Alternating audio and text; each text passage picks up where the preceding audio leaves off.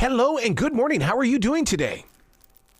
I am doing great because I am talking to you. No, it's vice versa here. Come on, you're the great you. No, the great you. Gosh, you reach so many listeners.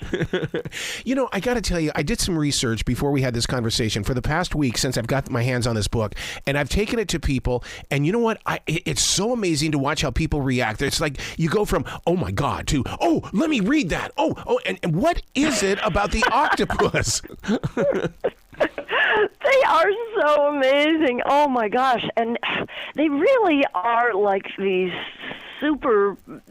superheroes from outer space, but they're right here on Earth, and they've been in front of us, and all of the world sees all this time being miscast as monsters, yep. When instead they are these gelatinous geniuses. Is it because they have so many brains? I think it's because they are so great at multitasking, like you said. Yeah. They have a central brain that doesn't look like our brain at all. It's like a ring around their neck. But more than half of their neurons are in their arms, and they can bypass their central brain. Each arm can make its own decision and do stuff, and it'll even do stuff if, God forbid, that arm is severed. Happily, they can regrow their arms if their arms get severed.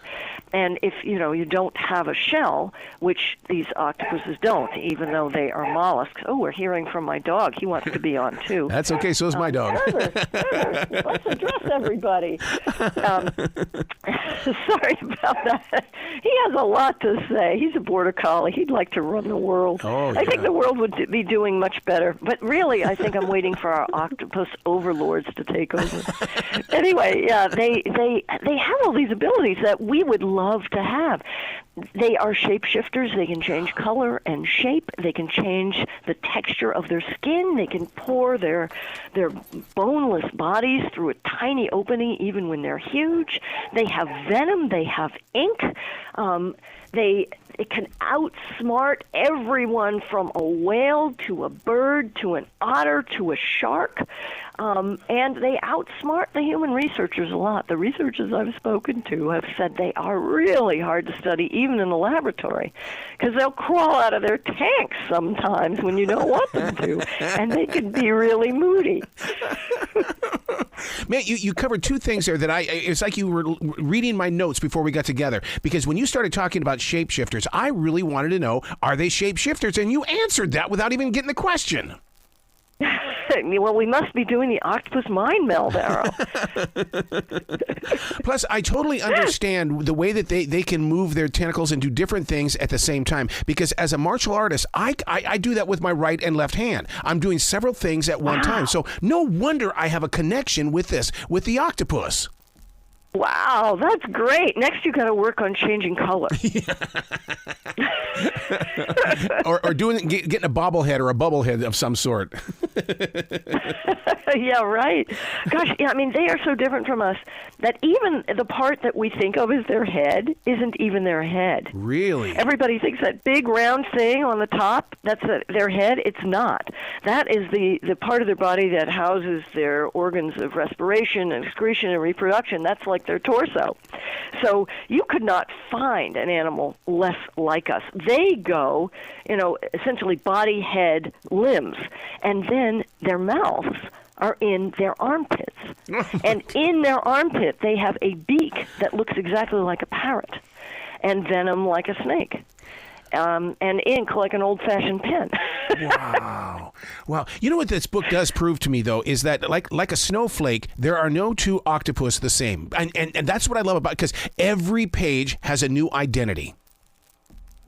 Oh, wow. I'm glad to hear that. And in the back, there's all of these octo profiles of just a few of the more than 300 different species of octopus that are varied and live throughout the world's seas. Some are so small they'll fit on the tip of your finger. Some can weigh 300 pounds, and they're written by Warren Carlyle, who was the founder of Octonation. It's the world's largest octopus fan club that has over 1 million fans, and any given year, 500 million people will look at their content on octopuses. Octopuses, this is the golden age of the octopus, and I am so thrilled to be chronicling some of the amazing findings that scientists are reporting now about these animals that for centuries have been so misunderstood. I've just been introduced to the Dumbo octopus. How cute is this? Look at the size of those things that look like ears. I know, and their fins. I mean, we don't even think of octopuses as having fins, but here he's got these fins. And then, did you see the hairy octopus?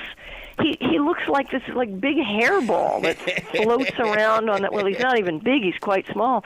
Floats around like a tumbleweed on the bottom of the sea. It almost looks like a starfish. Yeah, I know. And there are octopuses like the mimic octopus who can instantly, in the blink of an eye, transform itself into what looks exactly like a poisonous lionfish. Ooh. And then the next minute, it can pretend it's a whole bunch of poisonous sea snakes. And then the next minute, it'll transform itself into a flounder so convincing that other flounders will follow it around, thinking like, oh, I'd love to be friends with you. How is it able to do this? I mean, humans would love to do this, but I don't think our mindset could handle it. No, they can't. And not only can they do all this stuff really rapidly, and multitask in this incredible way, they have like conscious control over all these little sacs of color called chromatophores, and they can make hundreds and thousands, even millions of different patterns on their skin, and they're controlling this purposefully. It's just amazing how they can do this. And every octopus species appears to have one pattern that species alone can do. Wow. And that was something that we did not know when Soul of an Octopus was published in 2015. And it was discovered by my friend in Brazil, Tatiana Leite, which shows us that you really need to watch the living animal and be patient enough to let it reveal its secrets to you. Ooh. And she was able to find this out because she spent time with living octopuses in the wild, and they showed her their identities in this way. Wow. Octopuses are very capable of lying. You know, they're saying, "No, I'm a poisonous flatfish. No, I'm really just a passing cloud. I'm just the weather. Or, you know, I'm not even here. I'm just part of the coral. Never mind." But if you give them time and patience, as scientists are learning to do, as cameramen like Adam Geiger, who was the responsible for the film Secrets of the Octopus, which will come out in 3 parts starting on Earth Day. April 22nd. If you spend time with them, they show you who they are. Yeah. Wow.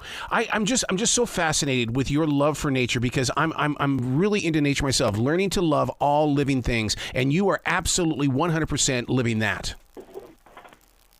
Yes, it's a great life. I'm really a happy person. What's a website where people can go to find out more about you and really dive into what it is that you're doing all over the world? Oh my gosh. Well, my website is Montgomery.com, and all of my 38 or so books are on there, and you can read excerpts, and there's a great news section that my husband keeps up with, and appearances that I'll be making talking about my book. So I would love to meet your listeners in person. Well, I want you to know that I am a mimic octopus, and you were not talking to a human today. I've just learned a new art. That is so awesome. Thank you, Arrow. I'm delighted. You be brilliant today, okay? Well, so you be brilliant, too. You are brilliant. Thank you so much.